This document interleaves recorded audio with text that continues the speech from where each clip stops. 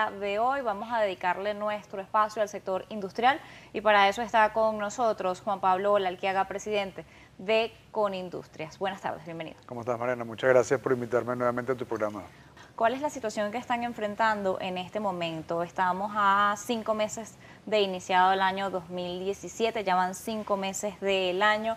Las cifras que se conocen no son alentadoras, ni siquiera son oficiales. Sin embargo, el sector industrial es un aparato importante de lo que es el país y el Ejecutivo Nacional en los últimos meses ha señalado que va a tomar medidas para aumentar la productividad, medidas que todavía desconocemos. Quería consultarle cuál es la visión que tiene Conindustria en este momento del sector industrial del aparato productivo nacional. Bueno, el aparato productivo, fíjate que es no solamente importante, es fundamental. Sin el sector industrial no tendríamos procesamiento de bienes, ni en el área de alimentos, ni en el área de medicinas, ni en el área de químicos, que es productos de cuidado del hogar y productos de cuidado personal, la parte de pintura, pegamentos, no tendríamos procesamiento de repuestos automotrices, o no tenemos fabricación de carros en este momento, pero no tendríamos de cosas como cauchos o como baterías, no tendríamos envase, no tendríamos, en fin, muchísimas cosas. Así que el aparato productivo venezolano es fundamental. Y sin duda, tal cual como tú señalas, el quinto mes del año, pues venimos pasando por un proceso en el cual el deterioro en la capacidad de producción se sigue aumentando. Fíjate que el presidente Maduro dijo que íbamos a tener un mecanismo cambiario, que iba a ser un DICOM modificado, y eso ya lo anunció hace como 2 meses, ¿verdad? Cuando estaba en su proceso de señalar que Venezuela era muy productiva, cosa que no lo es, pero que él decía que lo era, y decía ahí que íbamos a tener un mecanismo. Y han pasado cerca de 2 meses y ciertamente no tenemos un mecanismo cambiario nuevo. La falta de un mecanismo cambiario, la ausencia completa de un mecanismo cambiario te inhibe de poder importar materias primas y repuestos. Ahí tenemos compañías que tienen máquinas paradas por falta de un sello, máquinas paradas por falta de una correa, máquinas paradas por falta de una estopera, ¿verdad? Entonces, en la medida en que tú no vas teniendo mecanismo cambiario, tú vas inhibiendo la posibilidad de que el parque vaya funcionando, el parque industrial vaya funcionando. Y sin duda, el parque industrial se ha venido parando al punto en el cual la capacidad de producción que hay no es suficiente para abastecer a los venezolanos. El presidente Maduro habla de productividad. Productividad es unidades producidas por hora. En Venezuela tenemos que hablar de una cosa más elemental, que es producción, es volumen de producción. Más allá de que seamos productivos en eso o no, cosa que haría falta. Pero lo que nos hace falta es volumen de producción, que es mucho más básico, y eso no lo tenemos.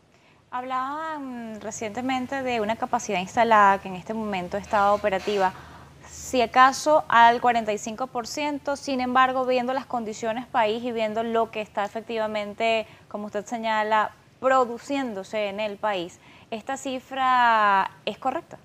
Bueno, yo leí eso de que lo habían dicho la Cámara del Envase, había hablado de 45%. No tengo las últimas cifras de la Cámara del Envase como tal, me imagino que esas deben ser correctas para ellos. En agregado, esas no son las cifras. Las últimas cifras que nosotros tenemos es que van quedando cerca de 4.000 empresas industriales, un poco menos de 4.000 empresas industriales, en comparación con las 12.700 que habían cuando asumió el gobierno bolivariano, y de esas 4.000, el 20%, y esto está reflejado en nuestra encuesta de coyuntura, dice que no tiene con qué trabajar, y el otro 80% está en promedio a un 37%. Digo promedio porque dentro de ese 37% hay algunos que cuando reciben materia prima trabajan al 100%, y cuando tú los encuestas te dicen que están al 100%, pero cuando se les acaba la materia prima están al 0%, ¿verdad? Y hay otros que lo que van haciendo es extendiendo su materia prima y van trabajando, digamos, al 25% o al 45%. 37% es en agregado, ¿no? Más allá de la capacidad a la cual se está trabajando, está el problema de poder vender, Mariana, porque la inflación por la cual ya llevamos muchos años padeciendo, pero que ha venido aumentándose, ha venido marcando una brecha muy grande entre lo que son sueldos y lo que son precios. Entonces el poder adquisitivo del venezolano se ha venido mermando de una manera muy dramática, y esa incapacidad de poder acceder a bienes lo que se traduce es en fábricas que van vendiendo menos. Y así nos vamos dando cuenta que de la capacidad instalada que tienen las empresas van quedando desproporcionadas con respecto al tamaño del mercado que se tiene en este momento. Al final tenemos una economía que está totalmente distorsionada. La economía venezolana es la mitad del tamaño de la economía chilena y tenemos el doble de personas, ¿no? Entonces eso te refleja, digamos, el empobrecimiento al cual hemos estado, al cual hemos avanzado, ¿no? Y de este empobrecimiento, pues la dificultad que tenemos en salir va a significar la dificultad que el sector industrial va a tener para poder recuperar sus volúmenes de producción. En este caso estaríamos hablando de que el sector industrial no solamente está afectado por falta de políticas públicas coherentes en pro de aumentar lo que es los niveles de producción en el país, sino también por medidas que han ido contra lo que es los que de verdad pueden producir, el tema de los controles de precio. Vemos recientemente el Ejecutivo Nacional en un discurso señalaba que controlaba nuevamente los precios, que iba a establecer un nuevo congelamiento de precios, así lo señalaba él, que iba a congelar los precios nuevamente. Sectores industriales del país, 4.000 empresas de 12.000, que hoy tienen dificultades para acceder a materias primas, que tienen dificultades con lo que son la legislación porque son penalizados si utilizan divisas propias, pues está establecido así en la normativa y esto no ha sido solventado ni verificado. Más un país donde están controlados los precios, donde nuevamente se controlan los precios y cada 2 meses o mes y medio se da un ajuste de salario. ¿Cuál es el destino? El destino es menos empresas, es menos trabajo, es más empobrecimiento. Ya los venezolanos pasamos por este proceso de controles de precios durante los años 2014, 2015 y 2016.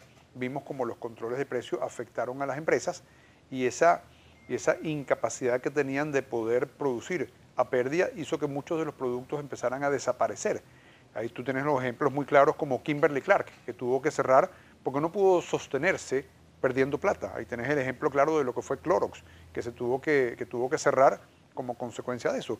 Y esos son dos ejemplos muy claros de estas más de 8.000 empresas que han venido cerrando, unas más digamos, reconocidas por su tamaño, otras más pequeñas, pero que han venido cerrando y que al final, en la medida en que van cerrando, tú vas perdiendo la capacidad que se tiene de poder tener valor agregado nacional. Pero por otro lado, en la medida en que esas empresas van cerrando, se van perdiendo los puestos de trabajo. Esas congelaciones de precios, como te digo, por las cuales ya pasamos en el pasado reciente, lo tenemos fresco en la memoria, se traducen en eso, en esas empresas que van cerrando. Y por otro lado, se traducen en que los consumidores van buscando cómo adquirir los productos que no se pueden conseguir a través de los mecanismos regulares, se los van consiguiendo a través del mercado del bachaquero, del bachaquerismo, que se llegó a denominar. Y ese mercado te multiplica los precios sustancialmente. Entonces tú al final tienes menos productos y lo terminas pagando más caro. Eso es el resultado de un control de precios. En la medida en que no se aprende de los errores, lo que hay que hacer es cambiar a las personas que van pasando las políticas. En este caso, habría que cambiar a los gobernantes por unos gobernantes que tuviesen capacidad de poder establecer las políticas adecuadas, que sean capaces de aprender de los errores, que sean capaces de conciliar con el sector privado cuáles son las necesidades y que sean capaces de desmontar todo el cerco de controles que va inhibiendo la producción. Bien, un tema importante y cabe aquí el tema de la constituyente. El Ejecutivo Nacional ha propuesto dentro de la solución no cambiar de gobierno, no cambiar de políticas públicas, sino cambiar de constitución. Lo vamos a revisar al regreso de la siguiente pausa. Ya volvemos a conversar con Juan Pablo Olalquiaga.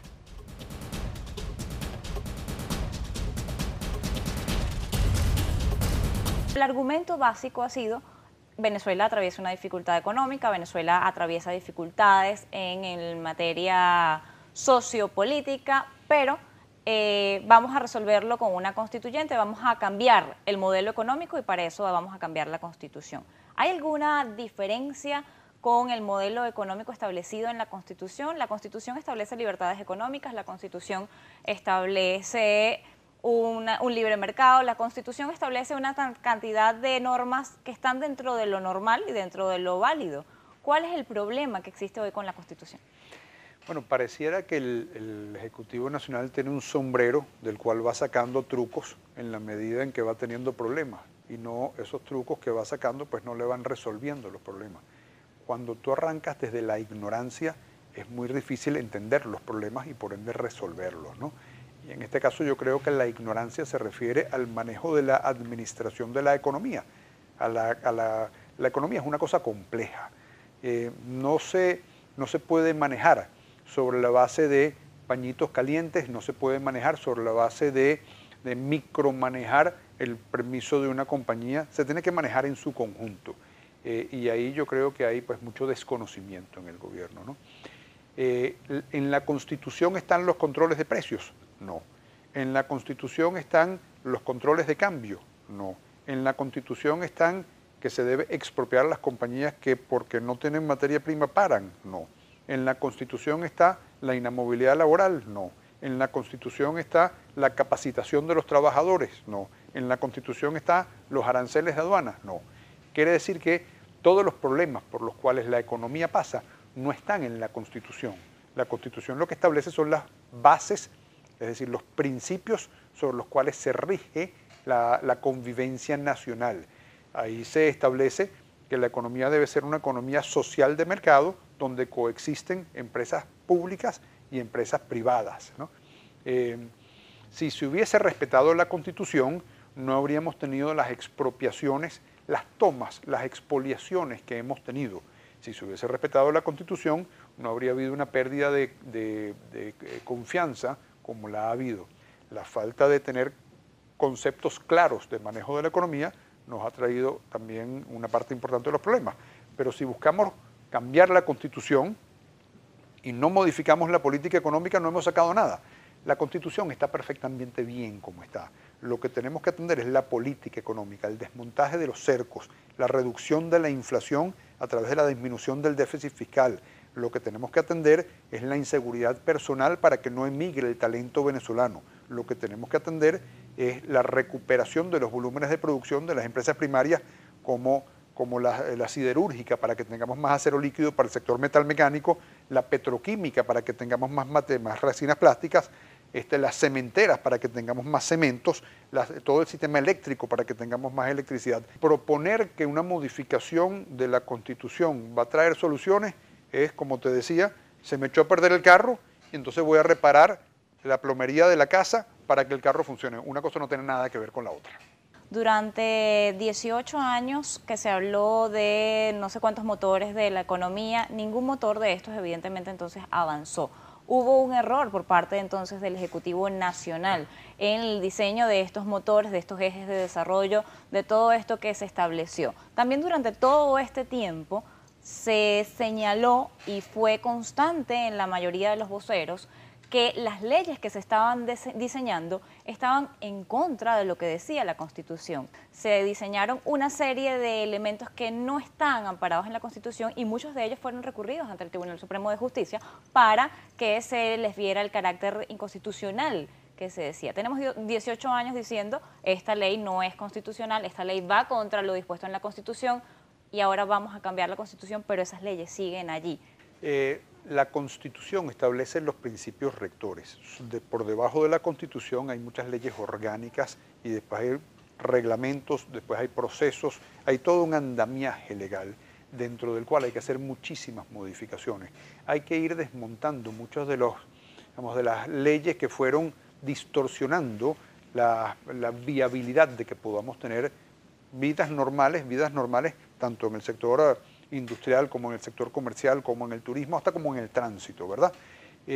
Sin duda eso hay que hacerlo, pero eso no conlleva una modificación de la Constitución. Eso lo que conlleva es tener una Asamblea Nacional que pueda tomar el marco de leyes y pueda comenzar a rectificarlo, cómo pueda comenzar a enderezarlo. Y esa Asamblea Nacional además goce del respeto de los otros poderes públicos y goce del consenso y la legitimidad, digamos, del pueblo de Venezuela. Esta Asamblea Nacional goza de la legitimidad y el respeto del pueblo de Venezuela, pero las leyes que trata de sacar para impulsar, digamos, la actividad en aquellos sectores que trata de impulsar no son ejecutadas por el Ejecutivo Nacional. Ahí tenemos, por ejemplo, la ley de producción que se planteó a principios del año 2016, cuando la Asamblea estaba muy reciente, como para poder recuperar los niveles de producción.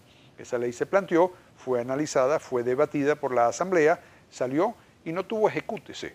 Entonces, tú tienes que partir de que tienes que tener, digamos, un Estado que sea democrático en el sentido de que tenga legitimidad y tenga separación de poderes.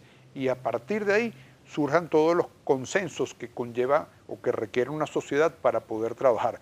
Esos consensos están rotos en este momento y esos consensos, en la medida en que los recuperemos, podremos pasar las leyes que hacen falta para poder recuperar los niveles de producción. Parte de todo esto también ha incluido un llamado a diálogo. El presidente de la República recientemente dijo que está cansado de llamar al diálogo a los sectores. Recuerdo que a principios del año pasado Conindustria señaló 5 medidas fundamentales para poder reactivar el aparato productivo. Ninguna de estas medidas, entiendo, fue tomada en cuenta o considerada o llevada a cabo. Quisiera conocer si ustedes desde Conindustria han logrado o se volverían a sentar bajo este llamado que usted hace a volver al orden normal de lo que es la política y de lo que debería ser el desempeño económico del país y el respeto a cada uno de los poderes públicos porque son necesarios. Lo vamos a hablar al regreso de la pausa. Ya volvemos.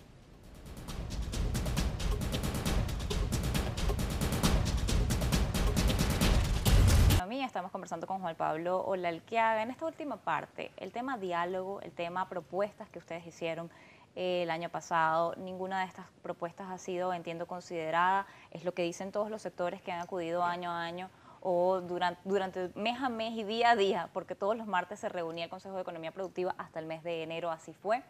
Estuvieron participando dentro de él.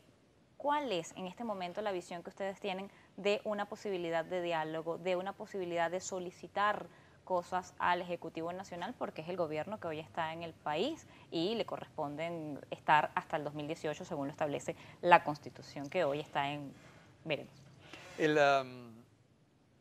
Conindustria hizo, como tú señalaste, propuestas que podrían recuperar el nivel de producción para las empresas que están instaladas en este momento. Más allá de eso, que no fue escuchado, nosotros hemos continuado trabajando en generar reuniones mediante las cuales podamos llegar a políticas públicas que en una mejor Venezuela puedan levantar la capacidad de producción. Y ahí hemos llegado pues, a tener una visión en la cual Venezuela podría pasar de las 4.000 empresas industriales a tener cerca de 30.000 empresas industriales, de levantar cerca de 1.200.000 puestos de trabajo, de que esos puestos de trabajo además tengan unos volúmenes o unos ingresos promedio anuales que pasen de los menos de $400 que hay en este momento a cerca de $11.000, que es la media latinoamericana, y todo esto dentro de un crecimiento del Producto Interno Bruto y de una participación que aumenta del sector industrial dentro del Producto Interno Bruto para volcar a Venezuela hacia que sea una economía que produce mucho más y depende mucho menos del petróleo.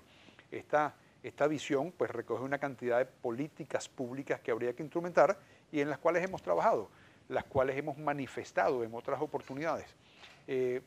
Creo que este gobierno va a hacer caso omiso de esas propuestas porque son antagónicas con un modelo de controles que es el modelo que este gobierno propone.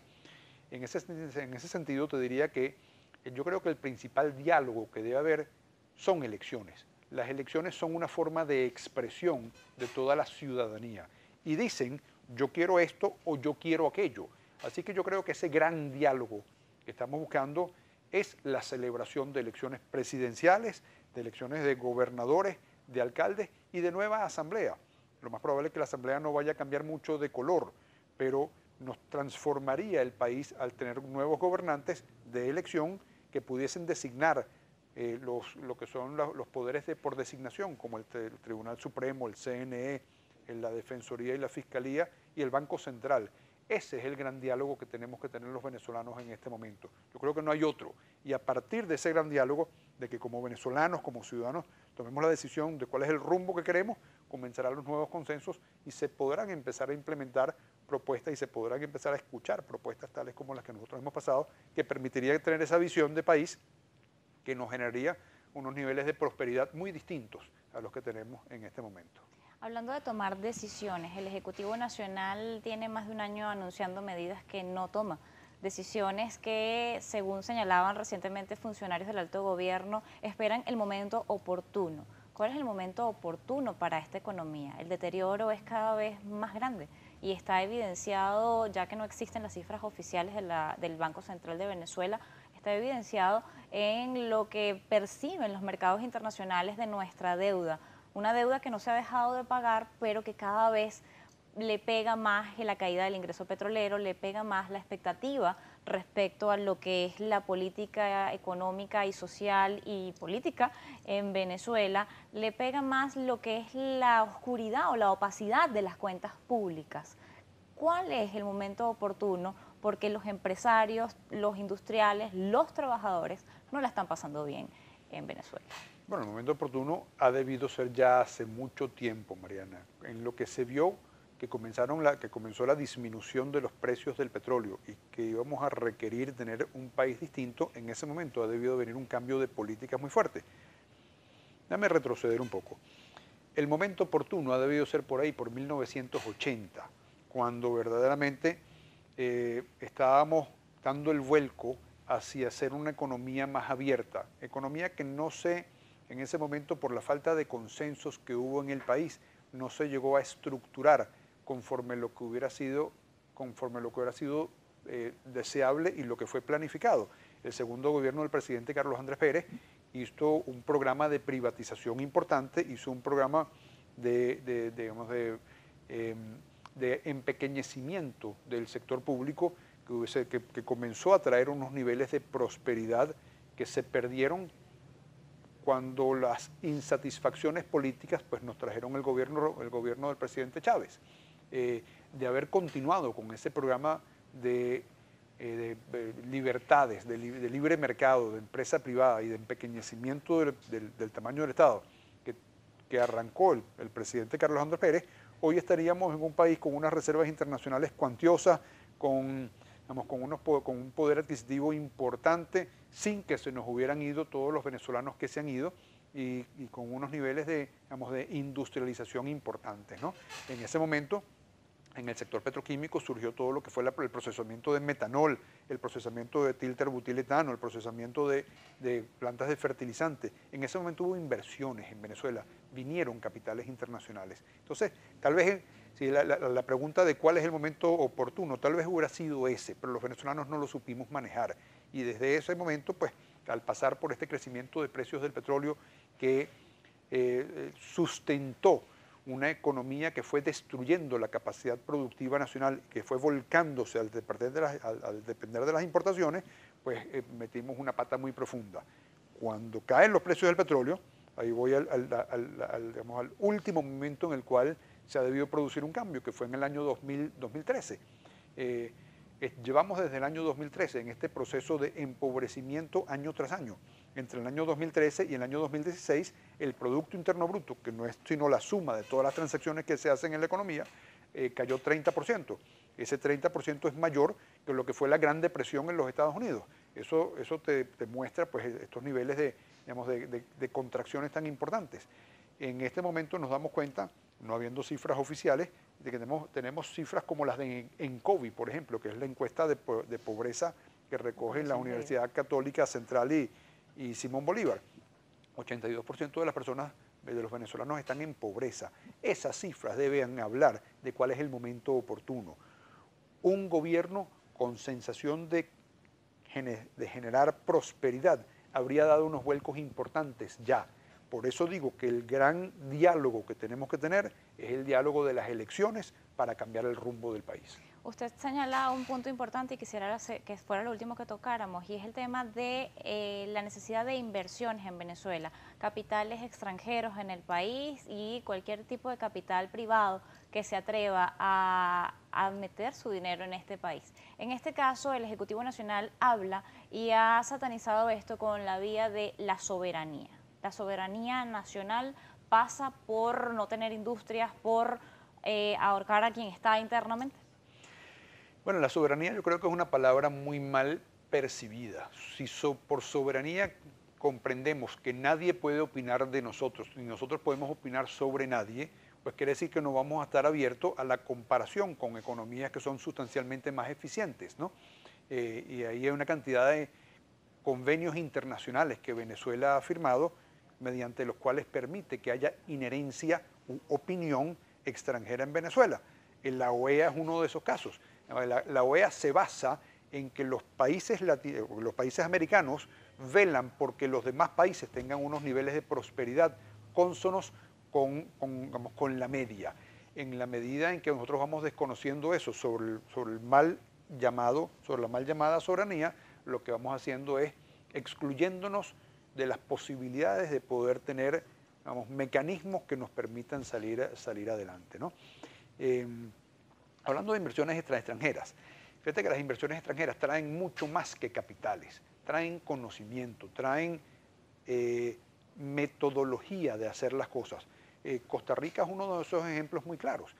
Costa Rica tuvo su primera gran inversión por parte de Intel, la fábrica que produce componentes electrónicos, Intel, cuando se instaló, empezó a requerir proveedores y surgió todo un tejido de proveedores de materiales electrónicos para suplir a Intel, que una vez creado generaron unas exportaciones distintas de las de Intel, a través de las cuales hoy en día Costa Rica, el 55% de sus exportaciones son exportaciones de productos electrónicos de altísimo valor agregado, lo cual ha generado un nivel de prosperidad allá enorme. Así que más allá de la plata misma, que es muy necesaria para Venezuela, el traer conocimiento, el traer tecnología, el traer talento para Venezuela, que traen las inversiones extranjeras, es muy necesario.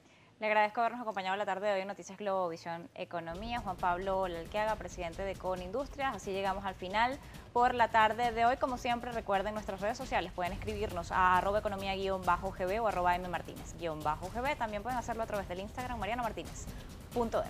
Tengan feliz tarde.